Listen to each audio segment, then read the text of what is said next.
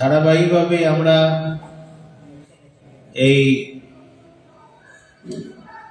শ্রীমদ্ ভগবদ গীতার আমরা আস্বাদন করে আসছি। আজকে 15 নম্বর অধ্যায়ে পুরুষোত্তম যোগ আমরা অষ্টম শ্লোক, সপ্তম শ্লোক পর্যন্ত আমরা আস্বাদন করেছিলাম। আজকে অষ্টম শ্লোক এবং আরো যদি সময় থাকে আমরা কিছু আস্বাদন করব। জয় রাধে। অষ্টম শ্লোকে বলছে, ভগবান শ্রীকৃষ্ণ অর্জুনকে বলছেন, এর আগে এই পুরুষোত্তম যোগে ভগবান শ্রীকৃষ্ণ অর্জুনকে বললেন, এই সংসারের স্বরূপটা সম্পর্কে বললেন। সংসার অসত্য বৃক্ষ স্বরূপ এবং এই বৃক্ষটা বৈরাগ্যের অস্ত্র দ্বারা সংসার বৃক্ষ ছেদন, এই সংসার রূপ যে বৃক্ষ, এই বৈরাগ্য রূপ অস্ত্রের দ্বারা এটাকে ছেদন করা একান্তভাবে কর্তব্য।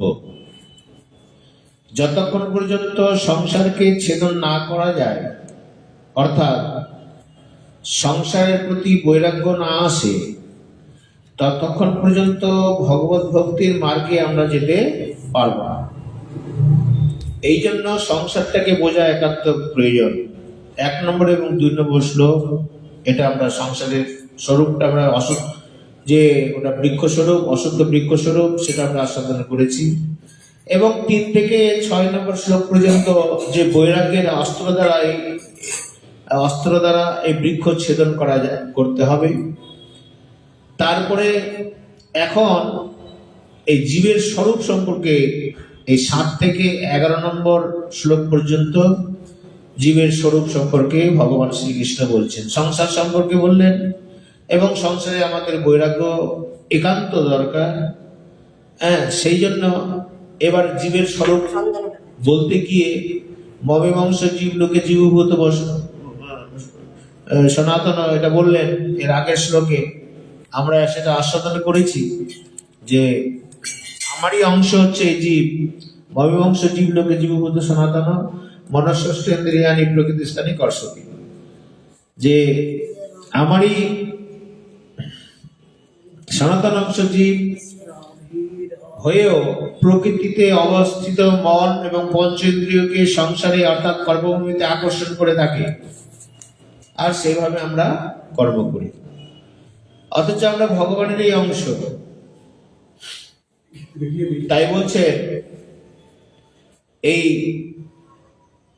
স্বরূপ সম্পর্কে বলতে গিয়ে এবার 8 নম্বর শ্লোকে বলছেন যে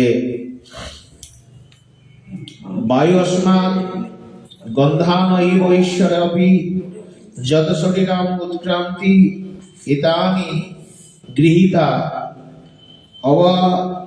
অবাপ্যতি প্রাপ্ত হয় সংজাতি গমন করে। অর্থাৎ শরীরং যদ্বাপ্তি যৎপুৎক্রমণাশ্রীশ্বর গৃহীতানি সংজাতি বায়ুর গন্ধ নিবাসয়া। বায়ু যেমন গন্ধের স্থান থেকে গন্ধ গ্রহণ করে নিয়ে যায়, অত্যন্ত গুরুত্বপূর্ণ কথা।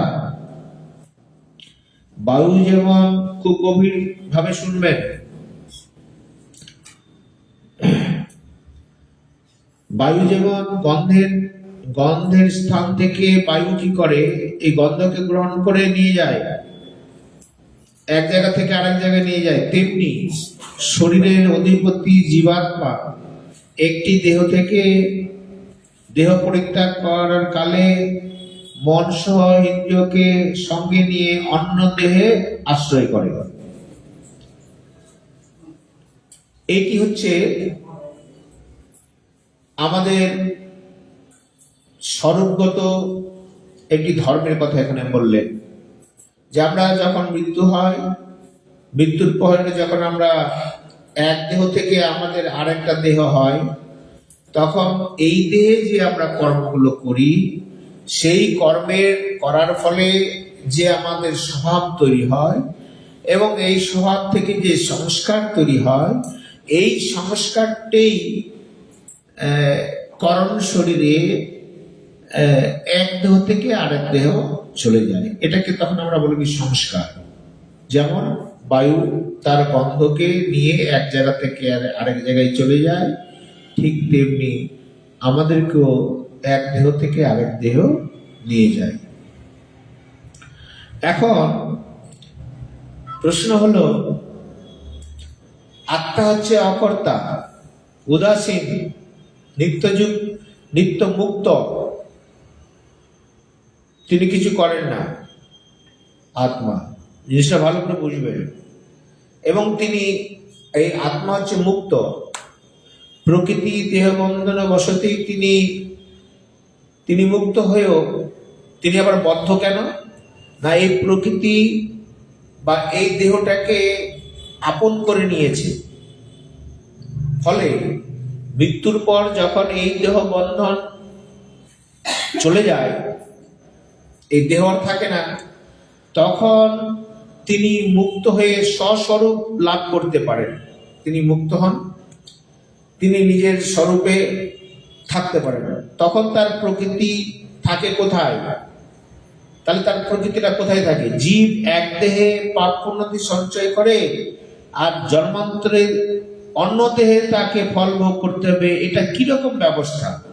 এটা প্রশ্ন করা হচ্ছে। তাহলে এটা কিরকম? আমি এই দেহে পাপ পুণ্য করলাম, আবার অন্য দেহে গিয়ে আমাকে সেই পাপ পুণ্যের ভোগটা আমাকে করতে হবে, এই ব্যবস্থাটা কেমন? এবার তার উত্তরে বলছেন, শুনুন, এই শ্লোকটাই তার উত্তর। যে বায়ু যেমন গন্ধ এক স্তর থেকে অন্য স্তরে নিয়ে যায়, তেমনি এই শরীরে এই আত্মা পরিত্যাগ করলে এই মন সহ ইন্দ্রিয়গুলোকে সঙ্গে নিয়ে যায়, গিয়ে তার প্রকৃতি অনুযায়ী, এটা সরাত, প্রকৃতি অনুযায়ী সে অন্য দেহ লাভ করে। তো কিরকম দেহ? যে যেরকম কর্ম করবে সেরকম দেহ এখানে তৈরি হয়ে আছে, সেই কর্ম অনুসারে সেই দেহটা লাভ করে।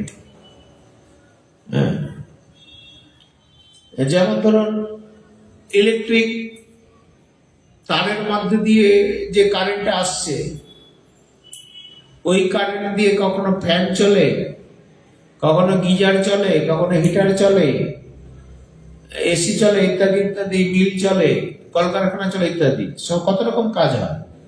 কারেন্ট কিন্তু ওই একই। তো এখানে বিভিন্ন দেহতে গিয়ে, বিভিন্ন জায়গায় গিয়ে কাজটা কিন্তু ভিন্ন ভিন্ন হচ্ছে।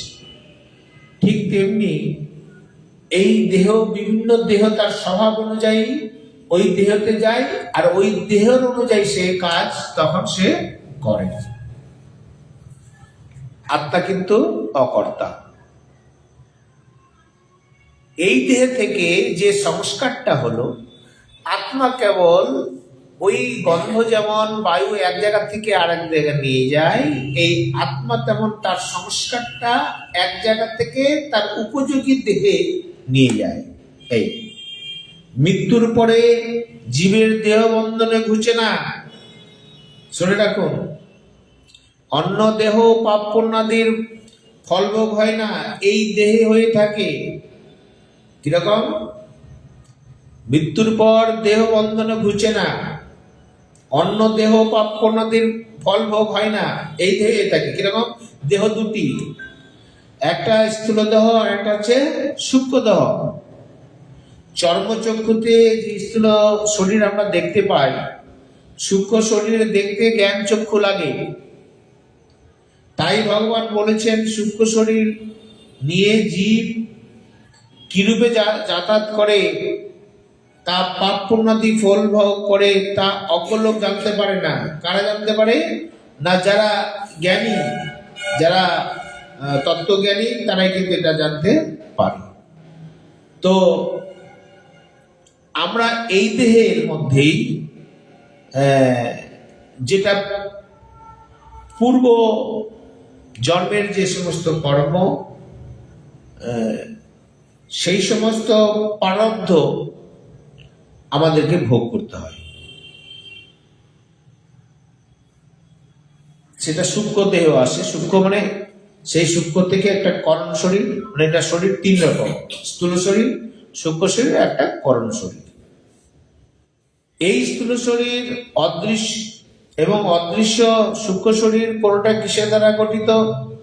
এটা 24টা তত্ত্বের দ্বারা এই স্থূল শরীর প্রকৃতি, মহাতত্ত্ব, অহংকার ইত্যাদি নিয়ে সমস্ত আমাদের শরীর গঠিত। তার মধ্যে খ্যাতি, অপ্ত, তেজ, এই 5টি মরুদ্গম, এই 5টি দ্বারা আমাদের শরীর গঠিত, যেটা আর বাকি মহাতত্ত্ব, পঞ্চতন্মাত্রা, 18টি সূক্ষ্ম পদার্থ, প্রকৃতি সকল নির্বিশেষ কারণ স্বরূপ সূক্ষ্মাণুসূক্ষ্ম পদার্থ, এই পঞ্চস্থূল দ্বারা নির্মিত যে শরীর সেটাকে বলা হয় স্থূল শরীর। আর মহাতত্ত্ব, অহংকার, দশেন্দ্রিয়, মন আর পঞ্চতন্মাত্র, এই 18টি দ্বারা হয় সূক্ষ্ম শরীর।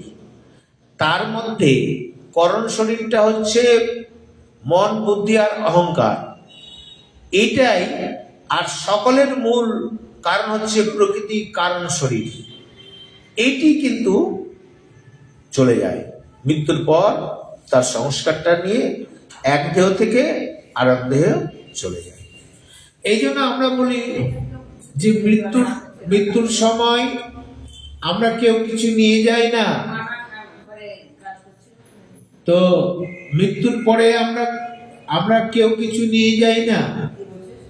কোন কিছু নিয়ে যাই না? না, প্রাকৃত জগতের যে সমস্ত জিনিস রয়েছে, ধন সম্পত্তি, ছেলে মেয়ে, বৈভব, বিষয়, এই কোনো কিছুই কিন্তু আমরা নিয়ে যেতে পারি না মৃত্যুর পর। এরা এখানেই পড়ে থাকে। তাহলে যাই কোনটা বলছে, আপনি যেটা কর্ম করেছেন, এই আত্মা তখন ওই কর্মের সংস্কারটাকে নিয়ে এক দেহ থেকে আরেক দেহে দেয়।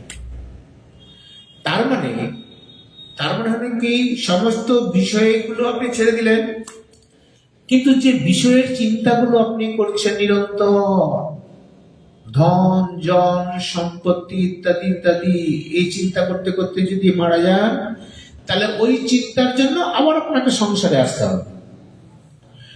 আর যদি আপনি কোন সাধুগুরু বৈষ্ণবের আশীর্বাদে, তাদের সান্নিধ্যে এসে সাধন ভজন করে, রাধা মাধবের চিন্তা করে করে তার স্মরণ মনন ভজন যদি করে, তাহলে ওই ভজনের দ্বারাই আপনি রাধা মাধবের চরণ পাবেন। রাস্তা দুদিকেই খোলা আছে। আপনি যেমন ভাবে চিন্তা করবেন, চিন্তা করতে করতে সেইভাবেই কিন্তু সেই সংস্কারটা আপনি পরজন্মে আপনি পাবেন। যদি ভজন করেন, তাহলে ভজন করতে করতে আপনি রাধা মাধবের সেবায় নিয়োজিত হবেন। যেখানে কোটি কোটি ব্রহ্মাণ্ডে কোনো না কোনো ব্রহ্মাণ্ডে রাধা মাধবের লীলা বিলাস হচ্ছে, আপনি সিদ্ধ দেহে যে সাধন ভজন করেছেন, সেই দেহে সেই লীলায় আপনি প্রবেশ করবেন। এই বিষয়ে অনেক কথা আছে, সেটা পরে। আর যদি সংসারে চিন্তা করতে করতে যান, তাহলে ওই চিন্তাটাই আপনার সঙ্গে যাবে, আবার আপনি সংসারেই আপনি আসবেন। এই হচ্ছে মূল তত্ত্ব। তাহলে এটাকে যদি আমরা বুঝে নিই ঠিক মতো করে, তাহলে কিন্তু আমাদের প্রতি, সংসারের প্রতি যে আমাদের একনিষ্ঠতা বা সংসারের প্রতি যে আমাদের মমত্ব ভাব, এইটা আমাদের ধীরে ধীরে কাটানো উচিত। এই জন্য এই পুরুষোত্তম যোগে প্রথম দিকে বললেন যেটা একটা বৃক্ষ স্বরূপ, এই বৈরাগ্য দ্বারা এই বৃক্ষটা যতক্ষণ পর্যন্ত ছেদন না হয়, ততক্ষণ পর্যন্ত কিন্তু এই সংসারের মধ্যে আমাদেরকে পুনরূপী জননম, পুনরূপী মরণম, পুনরূপী জননী জঠরে শয়নম, এই লীলা খেলা চলতেই থাকবে। যখন এই সংসার বৃক্ষকে আপনি ছেদন করবেন, ছেদন করার অর্থ হলো সংসারের প্রতি যখন আপনার বৈরাগ্য হবে, এটা মস্তিষ্কে আপনাকে মাথায় কিন্তু যে করি হোক এই গীতার জ্ঞানের দ্বারা সাধুগুরু বৈষ্ণবের কাছে সৎসঙ্গের মাধ্যমে এটাকে কিন্তু মাথায় সেট করে নিতে হবে যে সংসারটা আমার নয়, আমার সংসার নয়, অতএব এর সাথে যখন আমাদের সম্পর্ক নাই, তাহলে আগে থেকে এর থেকে সম্পর্ক শেষ করে দেওয়া হচ্ছে বুদ্ধিমানের কাজ। তো সম্পর্ক শেষ করে দেওয়া মানে হচ্ছে সংসারের প্রতি আসক্তিটা শেষ করে দেওয়া। সংসারের প্রতি আসক্তি শেষ করে দেওয়া মানে এটা নয় যে আমাকে সংসার ছেড়ে চলে যেতে হবে, আমার ছেলে মেয়ে ছেলে ধন সম্পত্তি ছেড়ে কোথাও বনে জঙ্গলে গিয়ে তপস্যা করতে হবে, কথাটার মানে কিন্তু তা নয়। বলছে আপনি সংসারই থাকুন, কিন্তু সংসারের প্রতি আসক্তিটা এটা ত্যাগ করতে হবে। বড় কঠিন জিনিস। সংসারে থাকবো আর তাদের প্রতি আসক্তি থাকবে না, এই সাধনা বড় কঠিন। কিন্তু আপনার নাতি পোতা যখন ঘোরাঘুরি করে চারিদিকে, তখন কত আদর করেন আপনারা, আমরাও করি, সবাই করে।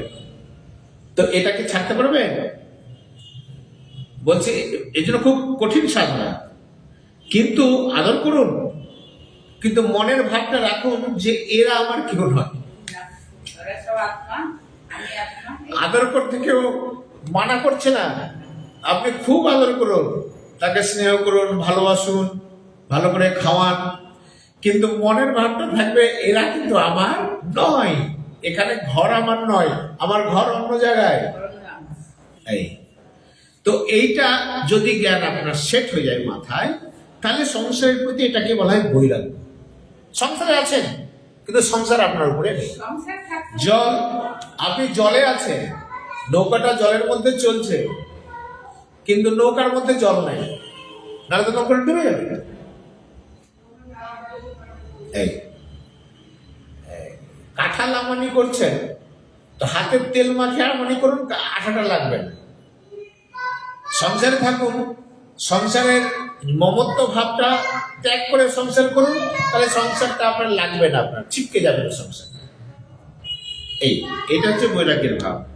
তো এইভাবে যদি আমরা চলি, তাহলে কি হবে যে আমরা সংসারে থেকেও সংসারটাকে আমরা ত্যাগ, সংসারের রূপ যে বৃক্ষটা, এই বৃক্ষটাকে আমরা ছেদন করে দিতে পারবো। এটা মূল তত্ত্ব। এরপরে ব্যাখ্যায় বলছেন যে বায়ু গন্ধর্বণীর বিনাশয়া, যেমন বায়ু আতরের সুগন্ধ থেকে গন্ধ নিয়ে যায়, আতর থেকে গন্ধ বেরোচ্ছে, একটা শিশি আছে, সেখান থেকে খুললেই দেখবেন গন্ধ চারদিকে ছড়িয়ে পড়েছে। তো গন্ধটা নিয়ে গেল কে? বাতাস। কিন্তু গন্ধ বায়ুতে স্থায়ী ভাবে থাকে না, কিন্তু বায়ুতে কিন্তু গন্ধ থাকে না, কারণ বায়ু গন্ধের সম্পর্ক নিত্য নয়। গন্ধটা কে নিয়ে যাচ্ছে? বায়ু। কিন্তু বায়ুর সঙ্গে গন্ধের কিন্তু কোনো সম্পর্ক না। আমাদের স্বভাবটাকে, আপনি মোবাইলটা রাখেন, এদিকে শুনেন ভালো করে, মোবাইলটা পরে দেখবেন, এটা শোনান। তো বলছেন যে আত্মা নিয়ে যাচ্ছে আমাদের সংস্কারগুলোকে, যেমন বায়ু ওই গন্ধটাকে নিয়ে যায়, বায়ুর সাথে ওই গন্ধের কোনো সম্পর্ক নেই, ঠিক তেমনি আত্মা আমাদের এই স্বভাবটাকে নিয়ে যায়। কিন্তু কথা বলবেন না, এই স্বভাবটা আত্মার সঙ্গে কোনো সম্পর্ক নেই, অকর্তাও, কিন্তু ও নিয়ে যায়, ওর সাথে কোনো সম্পর্ক, আত্মার কোনো সম্পর্ক নেই। সেই গন্ধ বায়ুতে স্থায়ীভাবে থাকে না, কারণ বায়ু গন্ধের সম্পর্কে নিত্য নয়। তেমনি ইন্দ্রিয়াদি, মন, বুদ্ধি, স্বভাব, এই সূক্ষ্ম এবং কারণ উভয় শরীরেই থাকে। নিজের বলে মনে করায় জীবাত্মা সেগুলিকে অন্য জনিতে জন্ম নেয়। এই যে মন, বুদ্ধি, অহংকার, এরা করে কি? আপন করে নেয় এটাকে, এটা আমার, এটা আমার। ফলে কি হয়? মৃত্যুর পরে আবার সেই জিনিসগুলোই ওরা পায়, সেইগুলি সহ অন্য জনিতে জন্ম নেয়। যখন অন্য জনিতে যায়, কে নিয়ে যায়? আত্মাই নিয়ে যায়। আত্মা মানে পরমাত্মারই অংশ আত্মা, এই যে জীবাত্মা এই নিয়ে যায়, বহন করে। এই জন্য বলছেন যে আমি সবকে ভ্রমণ করাই, হ্যাঁ, সুখ দুঃখের মধ্যে। কারণ যার যেরকম স্বভাব, তাহলে ঠাকুরকে কৃপাময় বলতে হবে। আমি যেমন চাই ঠাকুর আমাকে সেরকমই নিয়ে যায়। আমি যদি ভালো চাই ভালো জায়গায় নিয়ে যাবে, আমি যদি খারাপ চাই তো খারাপ জায়গায় নিয়ে যাবে। একদম ফর্মুলা পরিষ্কার। বায়ু যেমন তত্ত্বত গন্ধে গন্ধে নির্লিপ্ত, তত্ত্বত বায়ুর সঙ্গে গন্ধের কোনো সম্পর্ক নাই, নির্লিপ্ত, তেমনি জীবাত্মাও তত্ত্বত মন ইন্দ্রিয় শরীর ইত্যাদি নির্লিপ্ত। মন ইন্দ্রিয়ের মধ্যে তাদের কোনো সম্পর্ক নাই আত্মার সঙ্গে, কিন্তু মন ইন্দ্রিয় শরীরাদি আমি আমার ভাব থাকায় জীবাত্মা এগুলোকে আকর্ষণ করে নেয়। প্রকৃতপক্ষে তাদের সঙ্গে কোনো সম্পর্ক নেই আমাদের। আত্মার সম্পর্কটা আমাদের মন ইন্দ্রিয়ের সঙ্গে, তার কোনো সম্পর্ক নেই, অকর্তা। কিন্তু এটাকে আমি আমার ভাব করে নিয়েছি বলে তার ভাবটা আমি অঙ্গীকার করে নিয়েছি। এটা হচ্ছে বদ্ধ হয়ে যাওয়া। আমরা কিন্তু তত্ত্বত মুক্তই, আত্মা হিসেবে আমরা মুক্তই, কিন্তু এটাকে আপন করে নেওয়াতে, আমার করে নেওয়াতে আমরা বদ্ধ হয়ে গেছি।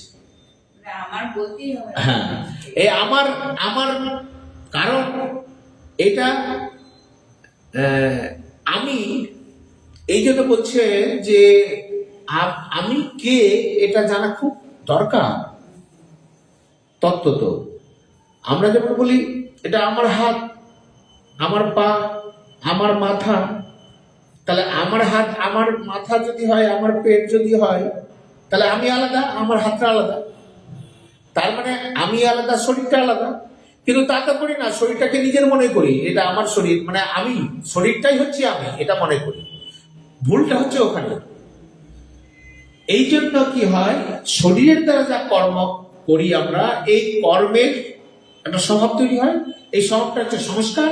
এই সংস্কারের ছাপটা ওই পরমাত্মা আত্মাই তখন ওটাকে সঙ্গে করে নিয়ে যায়, এই স্বভাবটা। যদি এদেরকে আমি একাত্ম ভাব না নিতাম, তাই এই স্বভাবটা আমার উপরে পড়তো না, আমি স্বতন্ত্র থাকতাম, আমি তখন ঈশ্বরমুখী হতে পারতাম। কিন্তু এদেরকে আপন করে নেওয়াতে এই জিনিসটা সব গন্ডগোলের মূল। যেমন বায়ু আকাশের কার্য হয়েও পৃথিবীর বংশোদ্ভূত গন্ধকে নিয়ে পরিভ্রমণ করে। বায়ু আকাশের কার্য, পৃথিবীর বংশোদ্ভূত গন্ধকে নিয়ে পরিভ্রমণ করে, তেমনি জীবাত্মা পরমাত্মার সনাতন অংশ হয়েও প্রকৃতির যে কার্য, প্রতি মুহূর্ত যে পরিবর্তনশীল যে প্রকৃতি, শরীরকে সঙ্গে নিয়ে বিভিন্ন যোনি পরিভ্রমণ করায়। এই শরীরকে সঙ্গে নিয়ে বিভিন্ন যোনিতে পরিভ্রমণ করায়। জড় পদার্থ হওয়ায় বায়ুর গন্ধ বহন করবে কিনা এই বিচারবোধ থাকে না। জড় পদার্থ হওয়ায় কি হয়, বায়ু গন্ধ বহন করবে কিনা এর বিচারবোধ কিন্তু তার থাকে না। আমি গন্ধটাকে নিব কি নিব না, এর বিচারবোধ থাকে না। কিন্তু জীবাত্মার এই বিবেক এবং সামর্থ্য আছে যে সে যখন ইচ্ছা করবে তখনই শরীরের সঙ্গে সম্পর্ক ছিন্ন করতে পারে বা ধরতেও পারে। বায়ু যদি মনে করে আমি গন্ধকে নিয়ে যাব না, এই বোধটা কিন্তু বায়ুর নেই, কারণ জড় পদার্থ, আমরা হচ্ছি চেতন পদার্থ। তাহলে আমাদের কাছে স্বতন্ত্র বোধ আছে যে আমি ভালো জিনিসটাকে নিব কি নিব না, এই বিবেক বুদ্ধিটা কিন্তু আমার আছে। হ্যাঁ, কিন্তু বায়ুর মধ্যে সেটা নেই। এই জীবাত্মা এই বিবেকের সামর্থ্য আছে, ইচ্ছা করলে তখনই শরীরের সঙ্গে সম্পর্ক ছিন্ন করতে পারে। কিন্তু বায়ু কিন্তু কখনো গন্ধের সঙ্গে ছিন্ন করতে পারবে না, কারণ সে জড় পদার্থ, তার বিবেক বুদ্ধি বলে কিছু নাই, কিন্তু আমাদের বিবেক বুদ্ধি আছে। যদি আমরা নিজের বিবেক বুদ্ধি অ্যাপ্লাই না করি, তাহলে আমরা জড় পদার্থের প্রতি নির্বোধ হয়ে যাব। ভগবান প্রত্যেক মানুষকে এই স্বাধীনতা দিয়ে রেখেছেন যে যে যার সঙ্গে সম্পর্ক স্থাপন করতে চায় তার সঙ্গেই সম্পর্কিত হয়, আবার যার সঙ্গে সম্পর্ক না করতে চায় তার সঙ্গে সম্পর্ক ছিন্ন করতেও পারে। এই ক্ষমতা কিন্তু আমাদের আছে, এই স্বাধীনতা কিন্তু ভগবান আমাদেরকে দিয়ে রেখেছেন।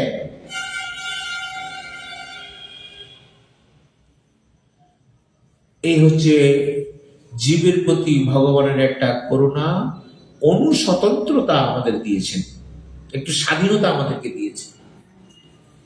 এই স্বাধীনতার মিসইউজ আমরা করছি। স্বাধীনতা আমাদেরকে দিয়েছে, কিন্তু স্বাধীনতার মিসইউজ করে আমরা করেছি কি, নিজেরাই নিজের কর্মদোষে পরাধীন হয়ে যাচ্ছে। আমরা কিন্তু স্বাধীন হতে পারলাম না, কারণ মিসইউজ করছি, বিবেক বুদ্ধিকে অ্যাপ্লাই করছি না। নিজের ভুল দূর করার জন্য তার শুধু নিজের মান্যতার এই ব্যাপারে বদলাতে হয় যে প্রকৃতির অংশ স্থূল সূক্ষ্ম এবং করণ শরীরের সঙ্গে আমার কোনো সম্পর্ক নেই। এইটুকু বিবেক দ্বারা, এটা অন্ধবিশ্বাস নয়, যুক্তির দ্বারা, তত্ত্বের দ্বারা নিজের মাইন্ডটাকে সেটিং করতে হবে যে তত্ত্ব তো এই স্থূল শরীর বলুন, সূক্ষ্ম শরীর বলুন বা করণ শরীর বলুন, যে 3 রকম শরীর রয়েছে আমাদের, এই 3 রকম শরীরের সঙ্গেই আমার মানে জীবাত্মার কোনো সম্পর্ক কিন্তু নেই, আমি স্বতন্ত্র। এইটা কিন্তু মাইন্ডে সেট করতে হবে, তাহলে অত্যন্ত সহজে জন্ম মৃত্যুর বন্ধন থেকে আমরা মুক্তি লাভ করতে পারবো।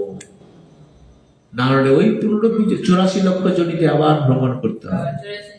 হ্যাঁ, আবার যখন মানুষ গ্রহণ করলাম, দুর্লভ মানুষ, কারণ এই বিবেক বুদ্ধি মানুষ ছাড়া অন্য কারো নেই।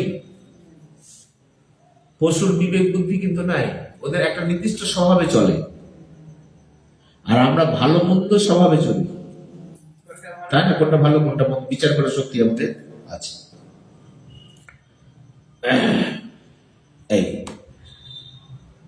তাহলে জীবাত্মার এই কতগুলো ভুল হয়ে যায় কি, নিজেকে মন বুদ্ধি শরীর ইত্যাদি জড় পদার্থের প্রভু বলে মনে করে, এটা একটা ভুল। কিন্তু প্রকৃতপক্ষে স্বয়ং তার দাস হয়ে যায়, স্বয়ং মনে করে তার একদম দাস। মন বুদ্ধি শরীর ইত্যাদি জড় পদার্থের মালিক, হ্যাঁ, ফলে তার আমরা দাস হয়ে যাই। নিজেকে এই সমস্ত জড় পদার্থের প্রভু বলে মনে করায় নিজের প্রকৃত প্রভু পরমাত্মাকে ভুলে যায়। আমরা যে নিজেকে প্রভু মনে করি, হ্যাঁ, এদের উপরে আধিপত্য করি, মন বুদ্ধি অহংকারের উপরে, শরীরের উপরে আধিপত্য করি, তো আপন করে নেই, এদের উপরে প্রভুত্ব করে নিই।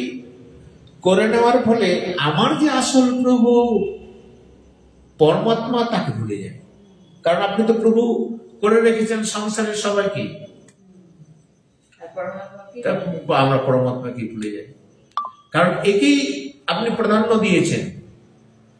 হ্যাঁ, ফলে এর বশ হয়ে গেছেন আপনি, মানে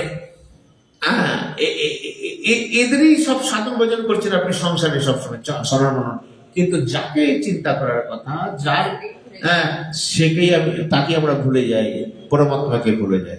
2 নম্বর। 3 নম্বর কি, জড় পদার্থের সঙ্গে মেনে নেওয়া সম্পর্ক ত্যাগ করতে স্বাধীন হলেও সেগুলোকে ত্যাগ করতে চাই না। এটা একটা ভুল, এটা মারাত্মক ভুল। যে জড় পদার্থের সঙ্গে সম্পর্ক আমরা ত্যাগ করব কি করব না, এইটা আমাদের কাছে শক্তি আছে না? কিন্তু আমরা ত্যাগ করতে চাই না। চাই না আমরা, যদি চাই নিশ্চয়ই ত্যাগ হয়, কিন্তু আমরা চাই না, এর মধ্যেই ডুবে থাকতে চাই, দুঃখের মধ্যে, দুঃখটাকে সুখ বলে কিনে গেলে খাই আমরা। কিরকম?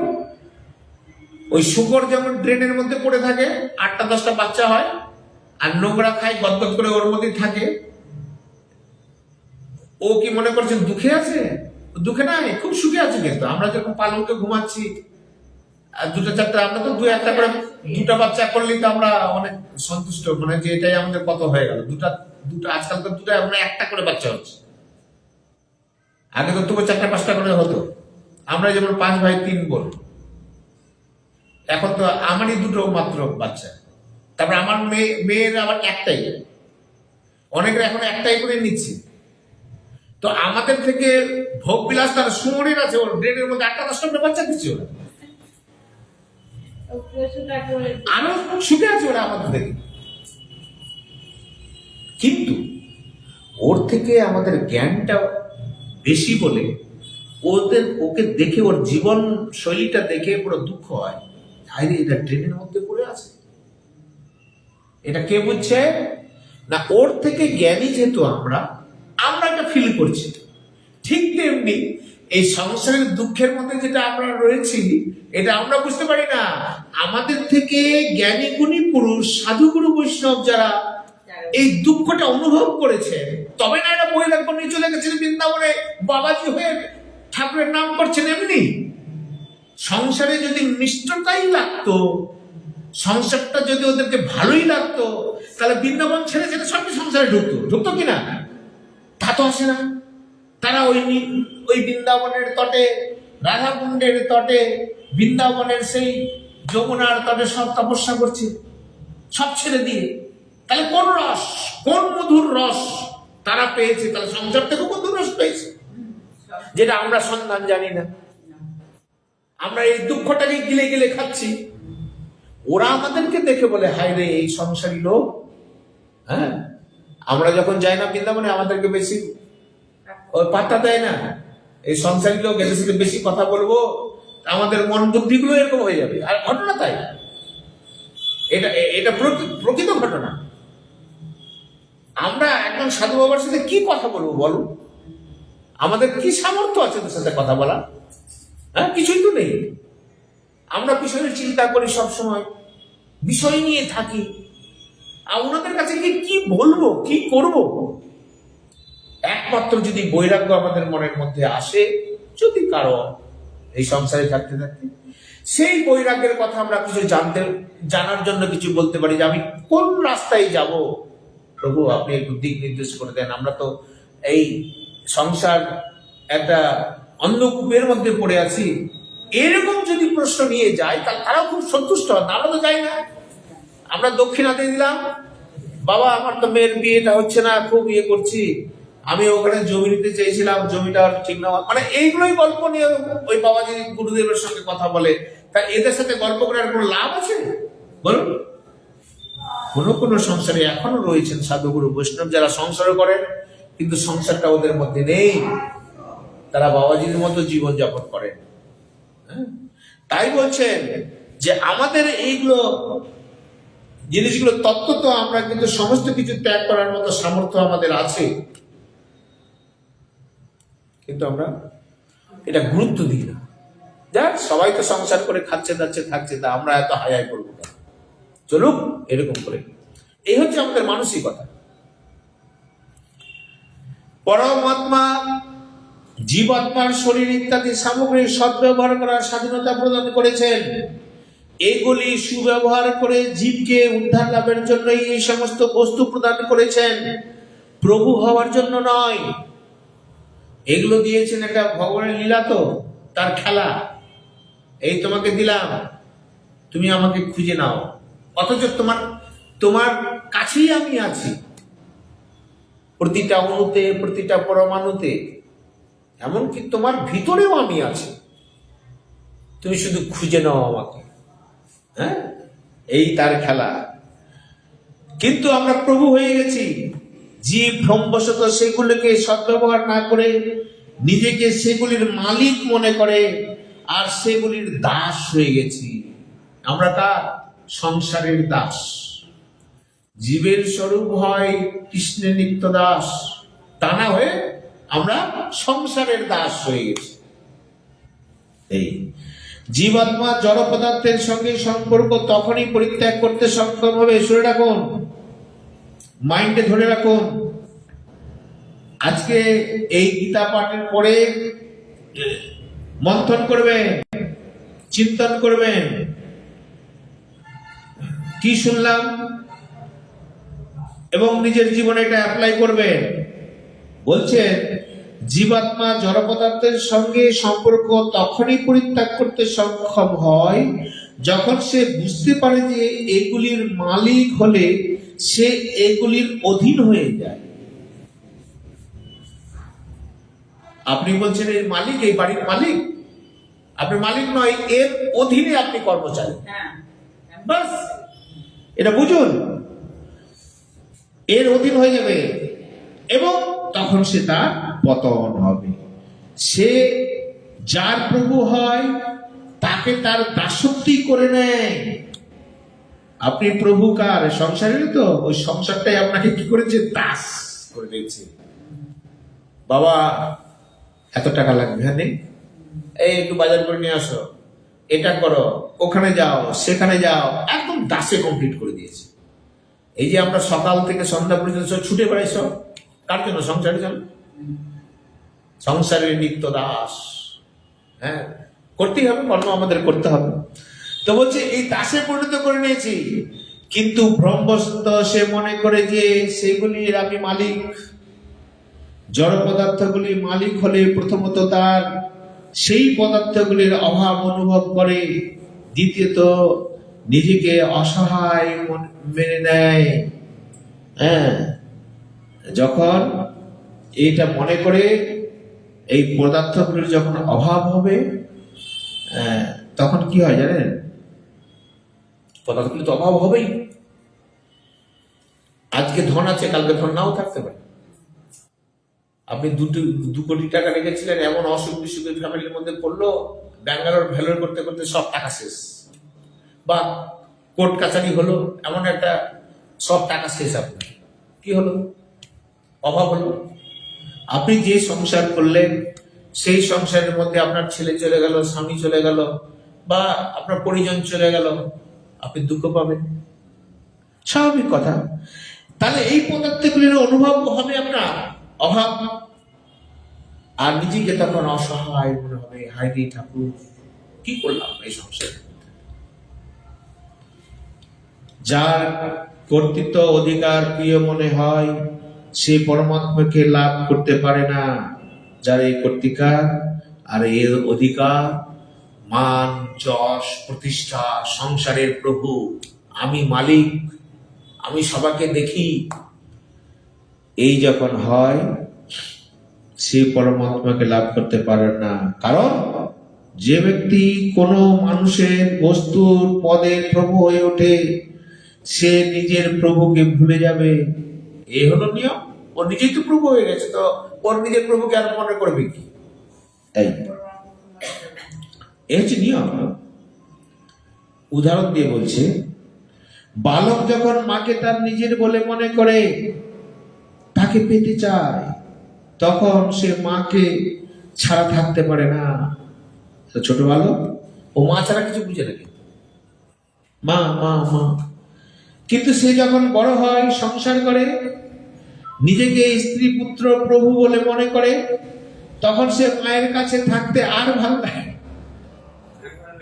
ও যখন বড় হয়, ও বিয়ে করে নিল, তার ছেলে পেলে যখন হয়ে গেল, যে মেয়ে মাকে সবসময় নিজে কাছে রাখতো, কোলে থাকতো, মায়ের আঁচল দিয়ে ঘুরতো, আর মায়ের কাছে সে অত খোঁজ খবরই নেই। এটা সংসারে একটা বিড়ম্বনা।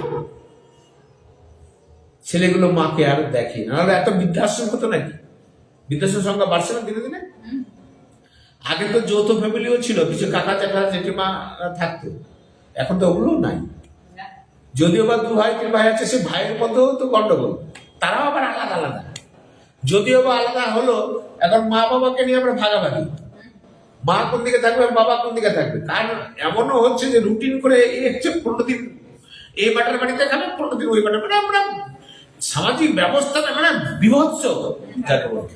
হ্যাঁ, যে মা তোমার কাছে 15 দিন গেছে, এবার 15 দিন তোমার দিকে, এবার মা আর বাবা ওই কুকুরের মতো এই ঘর আর ওই ঘর করতে আছে। এবার বুঝুন সংসারের অবস্থাটা। তাতেও কিন্তু আমাদের জ্ঞান হয় না, বুদ্ধি হয় না। হ্যাঁ, তাহলে সে পুত্র তখন ওই মাকে থাকতে পারে, তার আমার ভালো লাগে না। প্রভু হওয়ার হলো এই নিয়ম, যখন সংসার প্রভু হয়ে যায় তখন আর ও মাকে তখন আর ভালো লাগে না।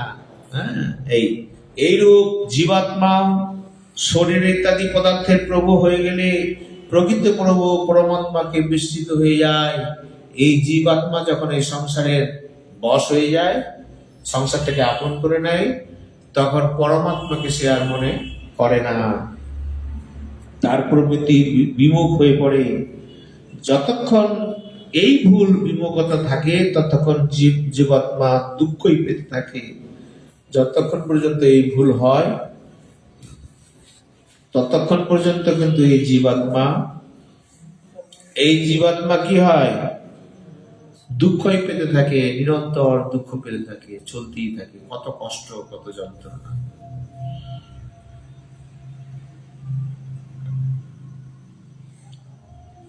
ঈশ্বর হয়ে ওঠা জীবাত্মার বায়ুর ন্যায় অসমর্থ, জড় এবং পরাধীন নয়। বায়ু যেমন পরাধীন, জীবাত্মা কিন্তু পরাধীন নয়। জীবাত্মাতে এমন সামর্থ্য এবং চিন্তা শক্তি থাকে যে সে যখনই চিন্তা করে যে তখনই সে মেনে নেওয়া সম্পর্ক পরিত্যাগ করতে পারে এবং পরমাত্মার সঙ্গে নিত্য সম্বন্ধ অনুভব করতে পারে। আমি এদের সাথে সম্পর্ক যে কোনো সময় ছেদ করতে পারি, আর যে কোনো সময় আমি পরমাত্মার সঙ্গে যুক্ত হয়ে যেতে পারি, এই ক্ষমতা আমার আছে। কিন্তু সংযোগজনিত সুখের আশা আকাঙ্ক্ষায় সে এই জগতের মেনে নেওয়া সম্পর্কগুলো ত্যাগ করে না। কিন্তু কেন পারি না? মোহ। কিসের মোহ? সুখের মোহ।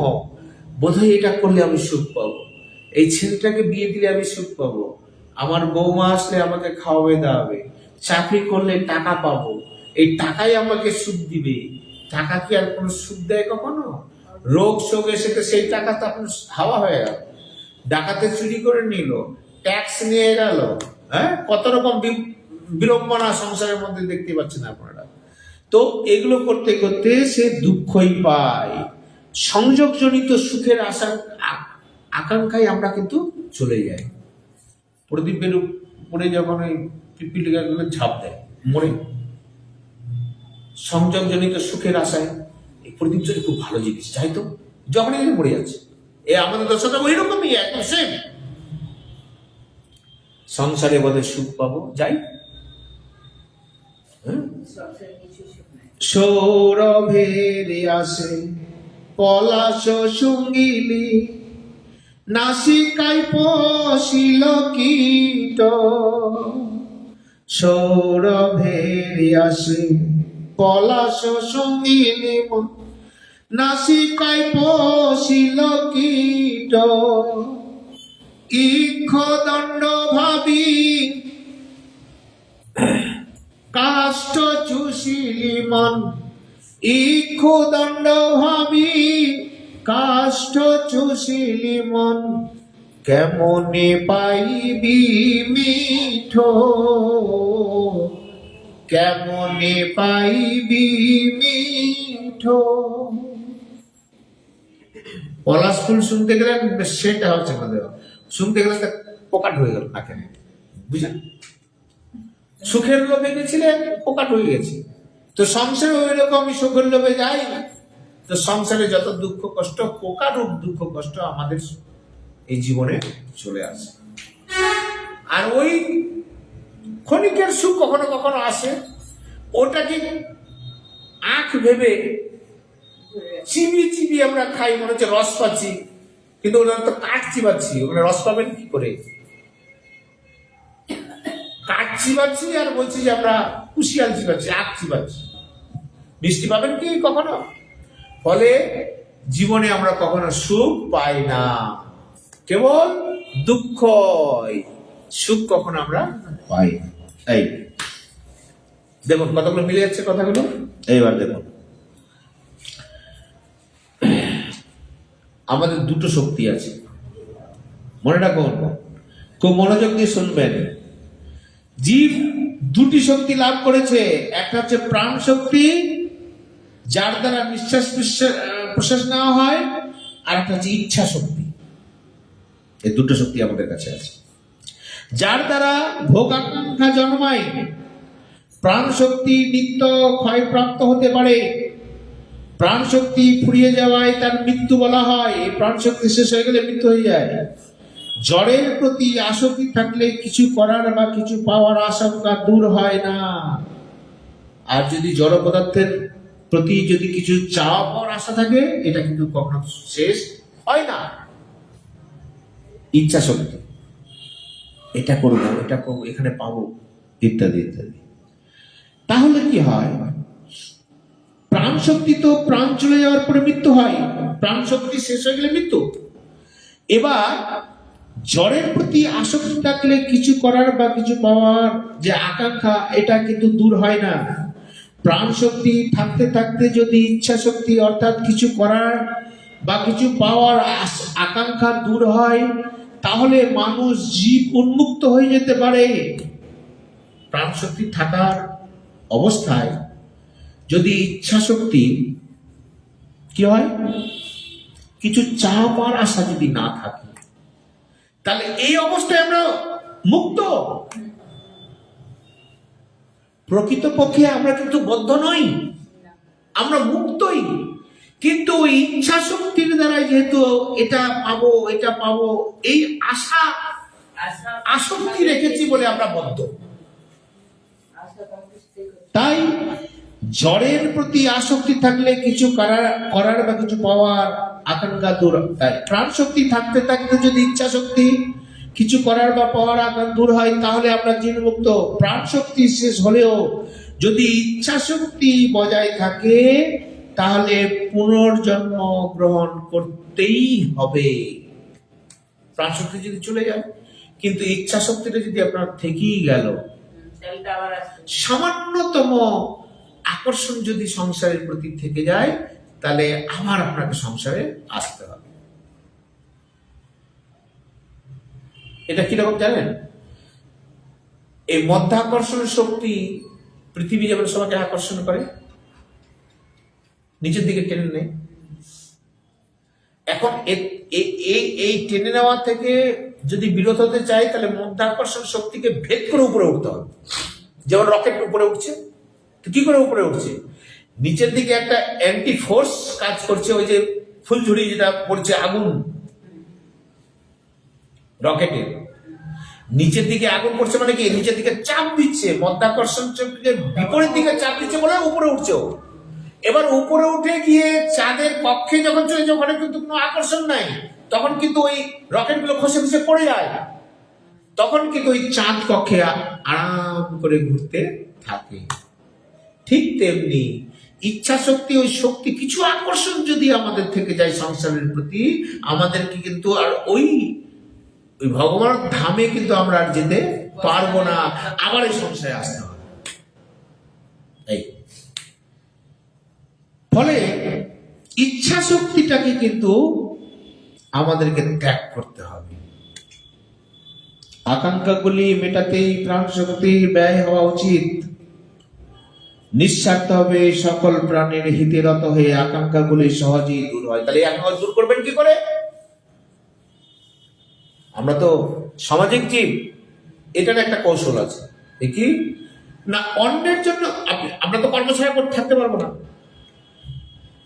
তাহলে কর্ম করুন অন্যের জন্য।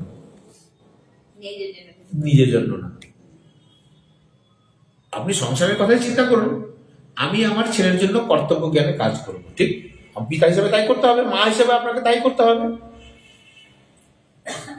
বৌমা হিসেবে আসতো তো বৌমা হিসেবে যা বাড়িতে কর্তব্য তাই করতে হবে। শ্বশুরকে, শাশুড়িকে, ননদ যারা আছে সংসারের মধ্যে তাদেরকে দেখাশোনা, প্রত্যেকেই নিজের কর্তব্য জ্ঞানে কর্ম করা। এইভাবে যদি কর্ম করে তাহলে কি হলো, আমার নিজের স্বার্থ রেখে কোনো কর্ম করবো না। কিন্তু আমি ছেলেকে আমি টাকা পয়সা দিয়ে মানুষ করাচ্ছি এই জন্য নয় যে আমাকে ভবিষ্যতে খাওয়াবে। আমার ছেলে আমাকে যে ভবিষ্যতে খাওয়াবে এইটা ভেবে কিন্তু আমি টাকা পয়সা দেবো না। আমি দেবো কি আমার কর্তব্যকে। ভবিষ্যতে কি হবে না হবে সেটা ওর বিবেকের ব্যাপার, ওর বুদ্ধির ব্যাপার। আমি আমার কর্তব্য করে যাব, এবার ছেলে হিসাবে যা কর্তব্য করবে। এইভাবে অন্যের জন্য, মানে সংসারের সমস্ত যারা রয়েছে আপনার মেম্বার, তাদের জন্য আপনি নিঃস্বার্থভাবে কোনো আশা রেখে কর্ম করবেন না। এই একটা, তাহলে কি হবে, আপনার আশা দূর হয়ে গেল। এবার এই মনোবৃত্তিটাকে, এই ইচ্ছা শক্তিটাকে আপনি আর একটু ব্রড করে দেন। সমাজের জন্য কিছু কর্ম করেন, তার মধ্যে কোনো আপনি আশা আকাঙ্ক্ষা রাখবেন না। দেশের জন্য কর্ম করেন, তার জন্য কোনো আশা আকাঙ্ক্ষা রাখবেন না। আপনি নিঃস্বার্থভাবে আপনি জীবন মুক্ত। এই যত রকম এই আশা রেখেই কর্ম করা নিরাশার মূল। তাহলে এই ঠিক আছে, যা জ্বলছে জ্বলছে, যতক্ষণ পারছে জ্বলছে। এইবার তাহলে যতক্ষণ পর্যন্ত আমরা সংসারে রয়েছি নিঃস্বার্থভাবে কর্ম করে দেওয়া উচিত, কোন রকম স্বার্থ রেখে কর্ম করা উচিত নয়। এই তাহলে এই আকাঙ্ক্ষাগুলি যদি অন্যের জন্য সেবায় লাগিয়ে দিতে পারি আমরা, তাহলে আমার যে আকাঙ্ক্ষা সেটা দূর হয়ে যাবে। এটা হচ্ছে প্রথম পদক্ষেপ, মানে এটা নিঃস্বার্থভাবে কর্ম করার একটা প্রথম পদক্ষেপ, চাবিকাঠি। কিন্তু হ্যাঁ, কর্ম করছি মানে ওই একটা তালা দেখছেন না, যে চাবিতে আমরা তালাটা বন্ধ করি আবার ওই চাবিতেও খোলা যায়, তাই না? তো যে কর্মটা, যে ভাব নিয়ে আমরা করি, ঠিক বিপরীত ভাব নিয়ে যদি আবার ওই কর্মটাই করি, তাহলে কিন্তু একদিকে আমরা বদ্ধ হয়ে যাব, আবার সংসার থেকে আমরা মুক্ত হয়ে যাব। টেকনিক এই জন্য গীতা যোগ কৌশলম বলা হলো। এই যোগটা হচ্ছে কৌশল স্বরূপ। মানে এমন একটা কৌশল অবলম্বন করা উচিত যে যোগের মাধ্যমে আমি গোবিন্দর সঙ্গে, রাধা মাধবের সঙ্গে যুক্ত হতে পারি। এমন একটা কৌশল, সংসারের সঙ্গে নয়। সংসারে আছি বটে, এর সাথে যুক্ত নয়, এখান থেকে মুক্ত। যুক্ত কার সঙ্গে? রাধা মাধবের সঙ্গে, ঈশ্বরের সঙ্গে আমি যুক্ত। এই নিজের নয়, তাতে অনুরাগ, মমত্ববোধ, প্রিয়বোধ করা, এটা কখনো উচিত নয়। যে মন ও ইন্দ্রিয়াদির সঙ্গে জীবাত্মা একাত্ম হয়ে থাকে, সেই মন ইন্দ্রিয়াদি কখনো বলে না যে আমার, তোমার, তুমি, আমাদের। এর উপরে জীবাত্মার কোনো শাসন চলে না। যেমন ইচ্ছা তেমন করতে পারে না, পরিবর্তন করতে পারে না। তবুও এগুলির সঙ্গে ভ্রম বসে একাত্মভাবে আমি রাখতে পারি, যে ভুলবশত আমরা একে একাত্মবোধ কন্ট্রোলে আমার আছে, এর সাথে সম্পর্ক আমি বিচ্ছেদ করতে পারি, কিন্তু ভ্রমবশত করে। এটাকে বলা হচ্ছে মোহ, ভ্রম, মায়া বলতে পারেন আপনি। মায়া তো বলতে পারেন কি মায়াই। এই ভ্রমটা হচ্ছে মোহ, আর মোহটা হচ্ছে মায়া। গীতার মধ্যে 18টা উপদেশ, 18টা অধ্যায় উপদেশ দিলেন এই মায়াটাকে দূর করার জন্যই তো অর্জুনকে। বস্তুগুলি আমার প্রাপ্ত হই বা না হই, ভালো হোক বা মন্দ হোক, আমাদের কাজে লাগুক বা না লাগুক, দূরে থাক বা নিকটে, যদি আমরা সেই বস্তুগুলিকে নিজের বলে মনে করি তাহলে তার সঙ্গে সম্পর্কিত হয়ে পড়ি। নিজের বলে মনে করি তার সঙ্গে সম্পর্কিত। নিজে থেকে পরিত্যাগ না করলে শরীরাদির প্রতি মমত্ববোধ মৃত্যু হলেও দূর হয় না। নিজে থেকে যদি এদিকে পরিত্যাগ না করি, মানে ইচ্ছা শক্তির মাধ্যমে, তাহলে মৃত্যুর পরেও কিন্তু এদেরকে আমি পরিত্যাগ করতে পারি না। এরা আমার সঙ্গেই যায়, একদম। সেই জন্য মৃতের অস্থি, এই জন্য আমরা করি কি, মৃতের অস্থিটা কোথায় দিই? গঙ্গায় দিই, যেন শুদ্ধ হয়। গঙ্গায় প্রদান করা হয়, তাতে মৃত ব্যক্তি গতি লাভ হয়। এই মেনে নেওয়া সম্পর্ক পরিত্যাগ করতে আমরা সর্বতভাবে স্বাধীন এবং সক্ষম। আমরা স্বাধীন। এই সম্পর্কটা ছিন্ন করা বা নেওয়া, দুটোতে আমরা স্বাধীন। শরীর থাকতে থাকতে যদি আমরা তা করতে পারি, তাহলে জীবন কালে আমরা মুক্ত হয়ে যাব। এটা হচ্ছে 1 নম্বর ফর্মুলা। যদি এই জীবন থাকতে থাকতে এই তত্ত্বটাকে আমরা নিজের জীবনে প্রতিফলিত করতে পারি, তাহলে কিন্তু আমরা মুক্ত, এই জীবনেই মুক্ত। যা নিজের নয় তাকে নিজের মনে করা, আর যা নিজের তাকে নিজের অন্যের তাকে মনে করা, এই দুর্লঙ্ঘ বাধা। এই জন্যই পারমার্থিক পথে কিন্তু উন্নতি হতে পারে না। আমরা সাধন ভজন করি, বৃন্দাবন যাই, মালা তিলক করি, আর যারা আমরা যারা সংসারে আছি তারাও সবকিছু করি বটে, কিন্তু প্রকৃতপক্ষে করা কিন্তু এগুলো নয়। কারণ আসল সংসারটাকে আমরা ত্যাগ করতে পারিনি এখন মন থেকে। না হলে বৃন্দাবন থেকে 1000 বার কি আর ফোন করি বাড়িতে, কে আছে রে, কেমন আছিস, কি আছিস, মানে তার মানে বৃন্দাবনে গিয়েও কিন্তু বাড়ির সঙ্গে সম্পর্ক, কানেকশন কিন্তু আছেই। আমরা যতই বৃন্দাবনে চক্কর দিই আর 2 মাস থাকি না, কিছু লাভ হয় না। যতক্ষণ পর্যন্ত এই সংসারটাকে মন থেকে না তাড়ানো যায়, লাভ কিছু হয় না। তবে একবারে হয় না, ঘাবড়ানোর কোনো কারণ নাই। এটা নিরন্তর করতে করতে করতে করতে, সাধুসঙ্গ করতে করতে মাইন্ড, আমার লক্ষ্যটা কিন্তু ওটা হওয়া চাই যে আমাকে সংসার মুক্ত হতে হবে, কিন্তু আজকেই হবে এটা এই ধারণা করা উচিত নয়। বা আজকের দীক্ষা নিলাম সঙ্গে সঙ্গে হয়ে গেল, তাও ধারণা করা উচিত নয়।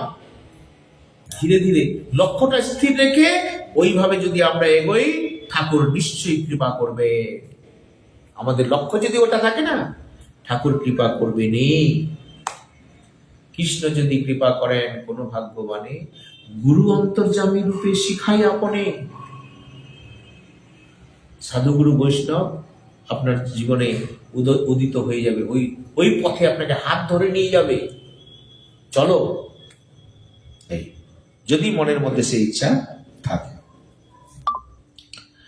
প্রকৃতপক্ষে শুদ্ধ চেতনা আত্মার কোন শরীর প্রাপ্ত হয় না, তা পরিত্যাগ করে অন্য শরীর ধারণ সম্ভবই নয়। কারণ আত্মা অচল, সমানভাবে সর্বত্র পরিব্যাপ্ত। শরীর গ্রহণ করা বা পরিত্যাগ করা একদেশীয় তত্ত্ব দ্বারাও হওয়া সম্ভব, কিন্তু আত্মা কখনো দেশ কাল দ্বারা পরিচ্ছিন্ন হতে পারে না। কিন্তু আত্মা যখন প্রকৃতির কার্য শরীরের সঙ্গে তদাত্মা হয়ে যায়, প্রকৃতিগত হয়ে যায়, তখন কি হয় জানেন? সে প্রকৃতির কার্য শরীরকে গ্রহণ করে পরিত্যাগ, তার শরীরের মতো সে চলে। তাৎপর্য হলো এই, শরীরকে আমি আমার মেনে নেওয়ার জন্য আত্মা সূক্ষ্ম শরীর আসা যাওয়া এই চলতেই থাকে। যখন প্রকৃতির কার্য শরীরের সঙ্গে তন্মাভাব দূর হয়ে যায়, সূক্ষ্ম স্থূল শরীর এবং কারণ শরীরের সঙ্গে আত্মা মেনে নেওয়া সম্পর্ক যখন থাকে না, তখন এই শরীর নিজ কারণভূত সমষ্টি তত্ত্ব নীল হয়ে যায়। তাৎপর্য হলো এই, সে পুনর্জন্ম আসল কারণই হলো জীবের শরীরের সঙ্গে মেনে নেওয়া একাত্মবোধ।